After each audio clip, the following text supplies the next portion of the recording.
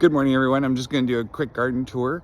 I know it's, second week of March, but things are starting to kind of pop up and you can see what I'm doing. All right.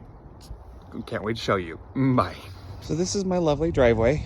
I'm getting ready. I'm going to be placing sunflowers over here, zinnia over here, cosmos in there. Then there's going to be just a variety of different things right there. So these eight, are going to be dahlias once the tulips are done. Seems kind of weird to have a little farm of tulips popping up already. And then Sweet Williams, they're annuals. They plant in the fall, and they look like, well, they're actually doing pretty well. And yarrow. Yarrow is a perennial, but you plant them in the fall, and then they're going to bloom prolifically in the spring. So it's starting to pop up. Do a little more cleanup, but here's the garden. The roses are just starting to come alive. You probably can't see it a little bit. Got little daffodils everywhere. Hydrangeas are starting to bounce. I mean, everything's kind of just ready to come alive. Hyacinth are happy. So yeah, this is kind of what's going on. Let me show you the rest of the yard.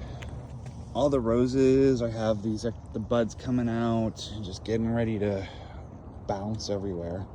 Don't mind that mess. I'm killing some heavenly bamboo, or at least trying to. Backyard area. Love that fountain. It's the best thing I ever put in my garden. Just love it.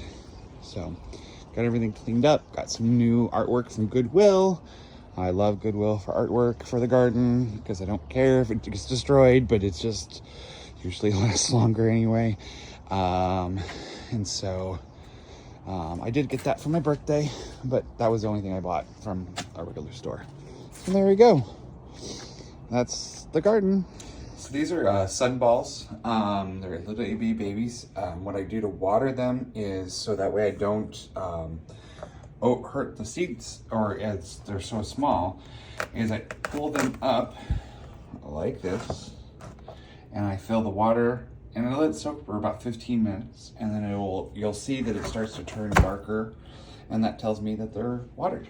So that's my watering process for my seedlings.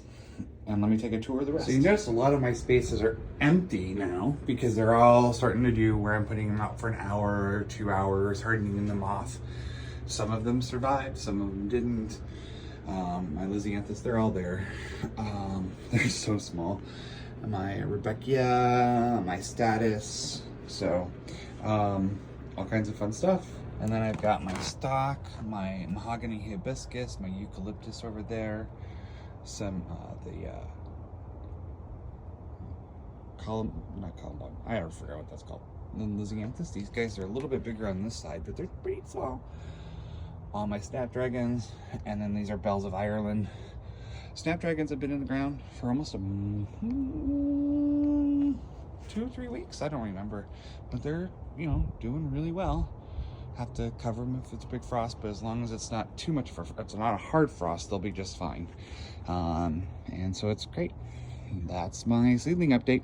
Bye. So here's my cold winter sowing.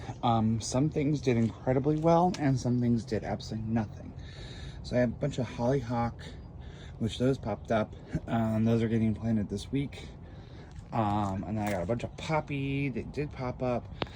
A lot of the other stuff didn't do as well as I had hoped, but I still think it was a success for at least the poppies and the hollyhock. And then this one, I got a bunch of lupin, which that makes me happy to get it started, and a little bit of delphinium. So the wasn't as robust as I had hoped, but it was still pretty awesome. So it may have been the ones I chose that didn't like it, but I also learned a few things from things that I should have done in the process. Like the Rebecca, I should have put them in the freezer for a week before I put them in.